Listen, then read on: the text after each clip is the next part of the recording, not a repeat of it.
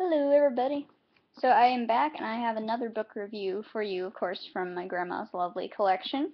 So this book that we have today is called A Painted House by John Grisham. It's a cool little house. Um, so once again, it is one of those authors, John Grisham. I think is very popular today, but he's more so probably for older adults. I don't think a lot of 22-year-olds are reading Grisham, but maybe they are. I don't know. So, Painted House is really cool. I'd give it probably 3.5, 4, in that range. It wasn't my favorite, but it definitely wasn't one of those books where I sat there going, so, um, story is basically about this. I think it's possibly about John in his earlier life, or maybe it's adapted from something in his earlier life. But it's about this kid named Luke and his family, mom, dad, and grandma and grandpa. They all live in this house, and they live in like a farming area, and every summer they pick cotton. And this is way back. This is when very few people seem to have nice cars. Very few people had TVs or even telephones.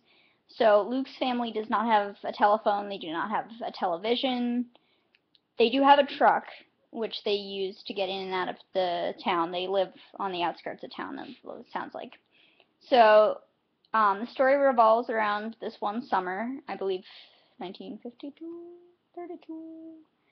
There was a date in there, as usual. Not up to date on these, but revolves around one summer picking cotton and all the things that Luke sees. Luke is 7 years old, to just give you a quick background, so this is different for him. And every year, I guess his family, they go to town, and all these families that farm around the area go to town, and they wait for the Mexicans to come down from Mexico, and they grab like groups of them to take them back, and they pay them to work for them and help them pick all the cotton before, the rain comes and the floods everywhere, just to be safe. And also they have what they call hill people that come down. And it's odd because I guess some of the hill people, per se, they will live a little bit better than these farmers, but they still seem to come down and pick cotton for them. So Luke's family gets a group of Mexicans and a group of hill people, and they bring them back to the farm, and it's just chronicling, what's going on, and it's about them picking cotton, what goes on in the town, and it gives you a perspective because, these people, Luke says how they go into town maybe like once a week, if to that, so the other couple of days they're in the farm, just on this isolated plot of land for the most part. There's very few people out where they are, and it's a lot about that, and it clues you into how family life goes and how hard it is to get this together. So they talk about that. There also is a lot of religion. They're Baptist, so they mention how they need to do their good Christian duty, and they go to church every Sunday, I believe they do, and it's a big part of their life. But it's different because one of the big things, it's a painted house. Their house is actually not painted, and the hill people that they bring home with them, they make fun of them for not having a painted house. But they only do this to the kid, they don't tell the parents, obviously. So it's interesting perspective with Luke because he is only 7, so he sees a lot more than probably the parents would see.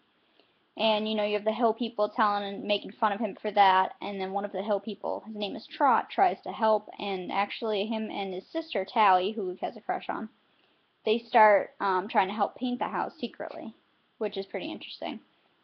And also you have, the Mexicans, and there's a Mexican called Cowboy, and he has like a switchblade, and he's kind of a tough guy, but Luke notices he has a crush on Tally, even though she's probably like 15, 16, a lot older than her.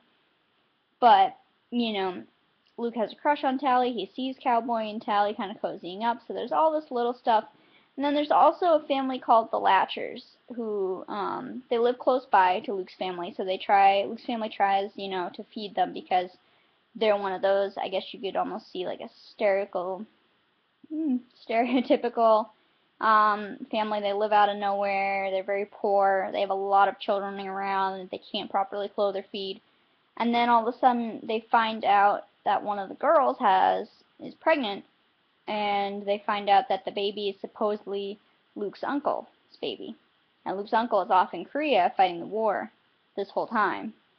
So it's kind of a shock, and obviously they're not married, and Luke's uncle is like 19 and this girl is maybe 14 or 15 tops. So it's very scandalous, and it's a lot of drama. It's a lot for a 7-year-old to see how they don't want to talk about it. They don't want to, be related to these people because of, them being poor and just kind of a disgrace in the town's eyes. So it's a lot about that, dealing with the weather and how that affects the cotton, the painting of the house, and also some other, little drama happens. One of the hill people that they have gets in trouble. There's kind of a big thing that goes down. The sheriff gets involved. It's kind of scary for a little bit, and you never know what's going to happen. So I think Grisham writes a good tale. It's not like keep you on the edge of your seat, but it is a book that, you'll definitely sit there and go, okay, this is interesting, I want to read. Also, if you like baseball or talking about baseball, you probably enjoy it too. There's a big deal about the St. Louis Cardinals in there. Luke and his father and his grandfather have all been great baseball players. Luke's only 7, I know, but he's got talent. And there's the talking of how his grandfather and father were going to be baseball players or whatever, and it didn't work out, and they became farmers, and Luke's mother is very, very set on Luke not being a farmer, and so she's very supportive, she thinks, yeah, Luke can be a baseball player. Whatever it is, she doesn't want Luke and, their family to stay there. She wants them to go up north where the jobs are, where technology is progressing. She doesn't want them to be farmers anymore, so that's also a big push. So it's an interesting story. There's a lot going on, but not enough to confuse you. So if you want to read something that's, a little more mature, it's an older author, you're having that transition period where you're out of the young adult, you're trying to find some middle ground there. Painted House by John Grisham. It's a good book, another one of my grandma's collection, so I will be picking out a new book soon. I just finished this one actually this morning, literally, so I will get a new book and get right back to you with some videos.